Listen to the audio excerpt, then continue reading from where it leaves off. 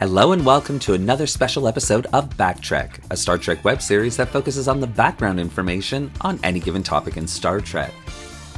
With the success of my video on the countdown of my top 10 favorite behind-the-scenes dramas of Star Trek the Original Series, I felt it was only right to make this countdown video for my top 10 dramas of the TOS movies. So I hope you enjoy.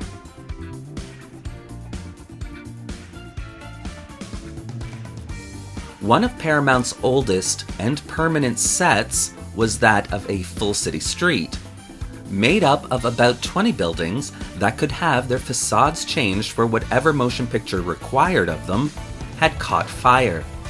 Horrified, Shatner watched as New York City began to burn. Suddenly it dawned on him. The stage where they were filming the final scenes for Star Trek III: The Search for Spock was directly behind this burning city, and it too had caught fire.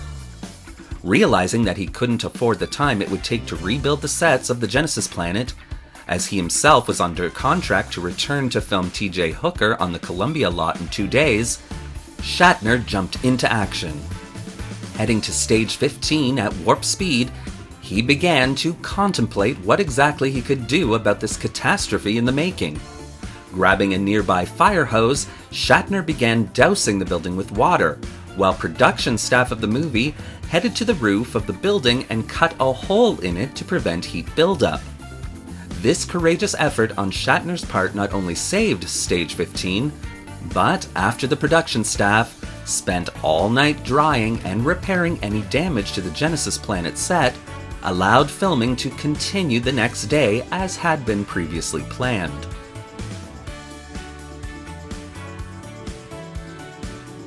First, Nichelle Nichols, the beautiful and amazing Commander Uhura, had a huge problem with the racism displayed throughout the script, but specifically with a line she herself was to say after Gorkin and company had left the Enterprise's dinner party. The lines as written were to have Uhura say, "Yeah, but would you let your daughter marry one?" She was so offended by that line that she flat out refused to say it. Meyer would attempt to convince her that it was all for the good of the story, but Nichols would hold firm, and the line would be changed. She wasn't the only one who had problem with racism in the script. Gene Roddenberry himself had vehemently rallied against this point, stating how there was no room in the Federation for racism. After all, it defeats one of Star Trek's core fundamentals, that of IDIC. Brock Peters, who reprised his role as Admiral Cartwright from Star Trek IV, would end up having to have multiple takes done on several of the lines in the movie, as his obviously uncomfortable delivery of the lines made them unusable for the film. Even William Shatner himself at one point refused to say the line, "Let them die." Shatner himself did not believe that even though Captain Kirk had been through so much with the Klingons, even going so far as to have a Klingon kill his son, that his character would be that jaded and racist. But Meyer, fresh off his battles with Nichelle Nichols, agreed to have Kirk say the line, and then immediately show by Shatner's reaction that Kirk didn't mean to say it at all. This satisfied Shatner, and the scene was filmed. When edited together, however, Shatner's "oops, I didn't mean to say that" reaction was cut altogether, ticking Shatner off to no end, especially since he was powerless to change it.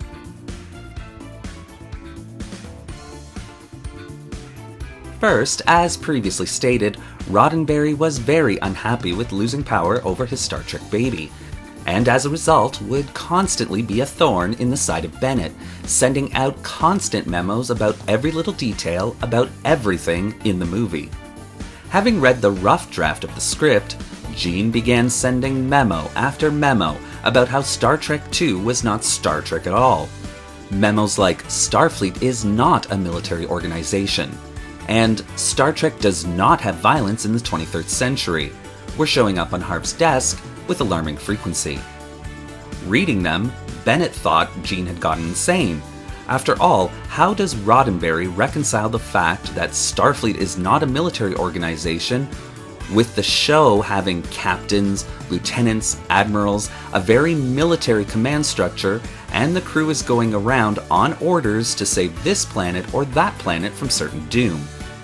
And how can he say Star Trek has no violence, when basically every episode has Captain Kirk in a hand-to-hand fight to the death with an alien of the week?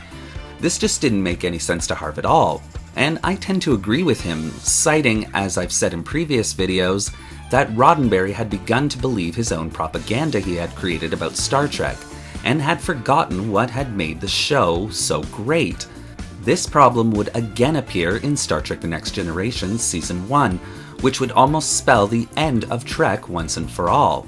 For now, Bennett had a choice to make: to listen to Roddenberry, or flat out ignore him.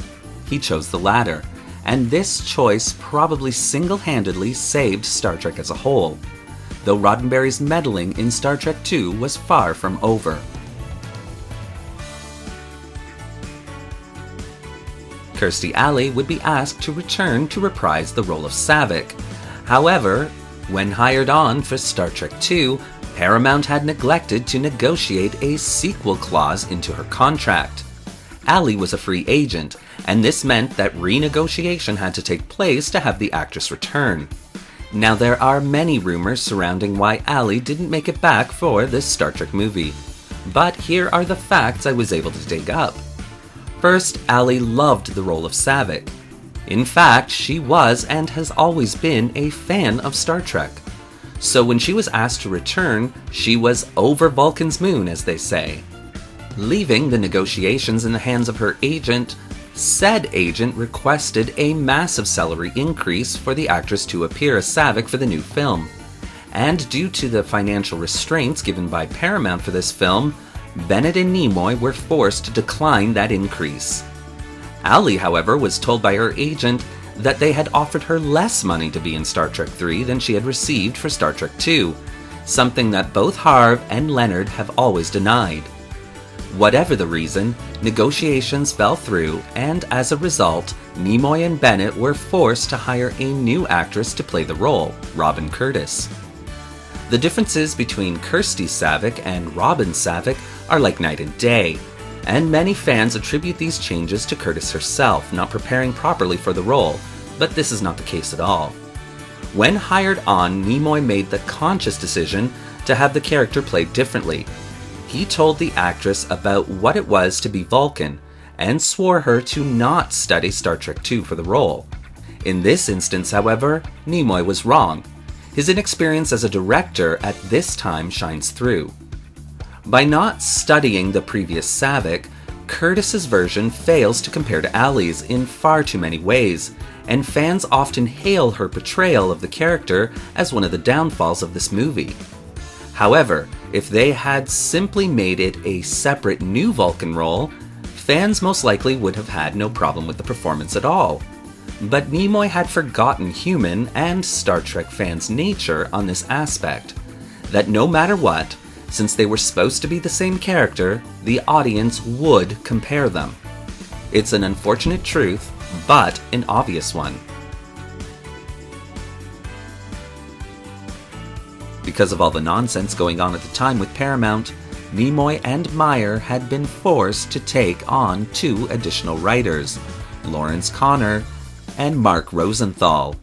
And as Nimoy put it, these writers were absolutely horrible, not contributing a single thing to the movie, yet happily taking home a check every week.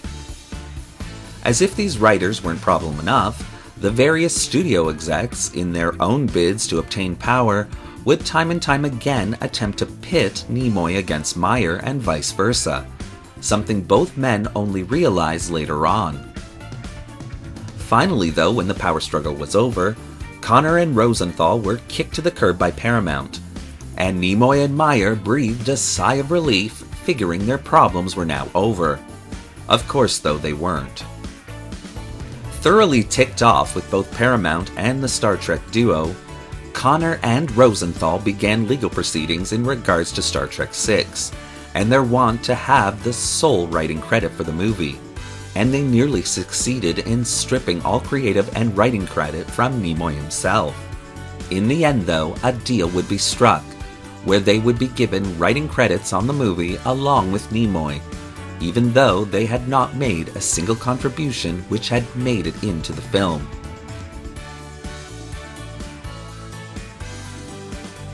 After Douglas Trumbull had turned down doing the special effects for the movie, it was visual effects company Robert Abel and Associates that took up the task. But by December of 1977, Abel and Associates were in financial trouble, mainly due to the fact that their critically acclaimed Levi's commercial had run hugely over budget. Quoting an initial budget of $4 million US for the special effects, Abel and Associates were rapidly increasing the special effects budget by millions, realizing that they had grossly underbid the project. The first serious clash between the studio and Robert Abel and Associates occurred around Christmas of 1978, when producers and executives stopped by the company for the first time to view what photography had been completed for the movie. Much to everyone's horror, they found that very little had actually been completed, and what had been produced was either incomplete or entirely unacceptable. From there, things spiraled out of control. It was quickly discovered that Robert Abel and Associates, instead of working on the movie effects, had been billing Paramount and using Paramount's equipment to make commercials for other companies. Paramount immediately demanded they cease and desist all side projects and give the final budget figure for the special effects for the movie, which at this point was sitting around $14 million US. They then quoted Paramount a figure of $16 million US. On February 20th, 1979, when studio executives and producers once again came to the company, they were shocked and appalled to once again find that Robert Abel and Associates had only a single completed effects shot for the movie. Feeling betrayed and lied to, Robert Wise demanded the company be pulled from the project, and in total agreement, Paramount fired the company 2 days later.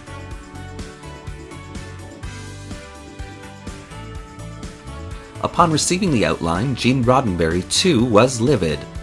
He was so mad about it that he actually tried to begin legal proceedings against Shatner and Paramount to prevent this movie from being made. However, due to his contract, Gene couldn't proceed with the lawsuit, and thus was forced to just swallow his anger and move on.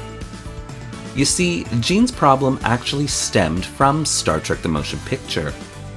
One of Gene's initial ideas for that movie was to have the crew seek out God, and Gene had loved his story immensely. But when Gene presented the script and its idea to Paramount, they flat out refused it and sent him back to the drawing board. Now, here comes William Shatner with a very similar idea, and Paramount bought it hook, line, and sinker. The situation was made even worse in Gene's head when his personal secretary Susan Sackett was given a copy of the script, and after virtually each page kept exclaiming to Gene, "I can't believe it, he stole your idea." And the last kick in the nacelles for Gene was that while Gene was writing the God Thing, the story that he had intended for Star Trek the Motion Picture, Shatner had met up with him, and Gene had relayed the entire story outline to Shatner. And even though very similar to Gene's story, never once did Shatner approach Gene to help flesh out this idea. So Gene was mad, and Gene was hurt, and the relationship between these two men would never recover. And after 6 weeks of work, the script for Star Trek III was ready for the actors to take a look at.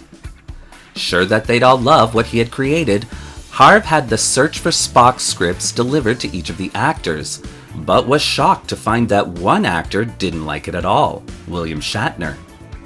Shatner knew that the third movie would have to be about Spock, and Spock's return to the living. Reading the script, he thought certain plot elements were wonderful. The death of his son, the Enterprise's destruction, and the over-the-top Klingon commander, all great plot points. But he had some serious problems with how the crew were getting to find Spock in the first place. This version of the script basically had the intrepid crew of the Starship Enterprise stumbling onto Spock through a series of unrelated and plot-contrived conveniences, and this bothered Shatner greatly. After all, if it's going to be called The Search for Spock, Shouldn't the crew actually be searching for Spock? The lack of forward plot thrust reminded Shatner of all the misadventures he had had on Star Trek the Motion Picture, and he wasn't willing to go through that again. Requesting a meeting with Harve and Leonard, Shatner laid out his problems with the storyline on the table for the two men. Going through the script scene by scene, Shatner was able to air his grievances, and all three men debated all these separate plot points, agreeing that some of them needed to be changed in order to make the movie better. This approach pleased Shatner to no end, and the new script was indeed bigger and better than the original had been. There was one person who despised every aspect of the Star Trek II script, and that, of course, was Gene Roddenberry. Gene had been regularly and furiously sending memo after memo to Harve Bennett about what the film should and shouldn't be. But at this point, it was his fury over the death of Spock that would have Gene Roddenberry's goat, as it were. Even with the tight security over the production and storyline of the film, somehow Star Trek fanzines everywhere began writing articles about how the most beloved and easily recognized character in Star Trek's history was going to be killed off. As a result, Paramount began receiving letter after letter from disgruntled fans, demanding Paramount change this plot thread and save their favorite Vulcan.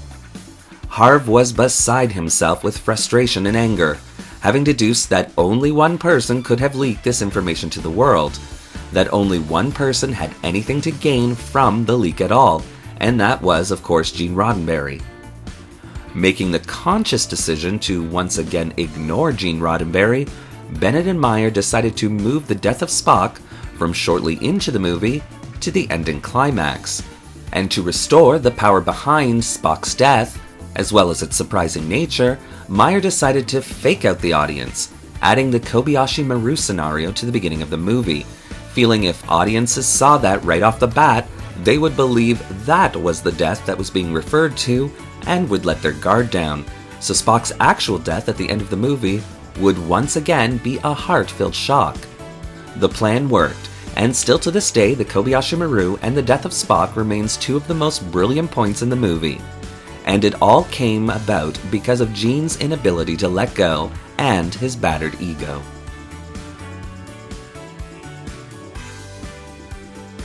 After both Gene and Harold Livingston, who was the creative producer for Star Trek Phase 2, read Foster's story, they both agreed it was great, and Harold Livingston himself would take up the task of making it into a 2-hour pilot for Phase 2. Harold and Gene despised each other intensely, and it all came to a head over this script. After a month of hard work, Livingston brought in the script for In Thy Image, and everyone thought it was amazing, so Gene offered to do the second draft cleanup himself to lighten Livingston's load. Coming back after the weekend, Livingston was immediately outraged, as Gene had rewritten the entire script. And to add insult to injury, on the script's cover page it now read written by Gene Roddenberry and Harold Livingston. That's right, Gene had once again attempted to take credit for something that truly wasn't his. Livingston, though, was having none of it. Taking both scripts to Paramount's then president Michael Eisner, he asked the bigwig to decide which script to make into the pilot. 2 days later, Gene and Harold were both called into Eisner's office, where Eisner said, "Gene, your script is a television script. Livingston's is a movie script. It's much better." This effectively ended any hope of Gene and Harold having any successful working relationship. It was something that Gene would hold against Livingston for the rest of his life. Well, there you have it. And thank you for watching today's episode of Backtrack. What behind-the-scenes drama shocked you the most about the Star Trek The Original Series movies? Did you enjoy this type of countdown video? Well, leave your comments in the section below. And don't forget to like the video and subscribe to the channel, hitting that little bell icon so you won't miss a single video we release. Want to help the channel be constantly shocked? Then consider becoming a channel patron. The link to our Patreon account is in the description below. Thanks again for watching. Live long and prosper.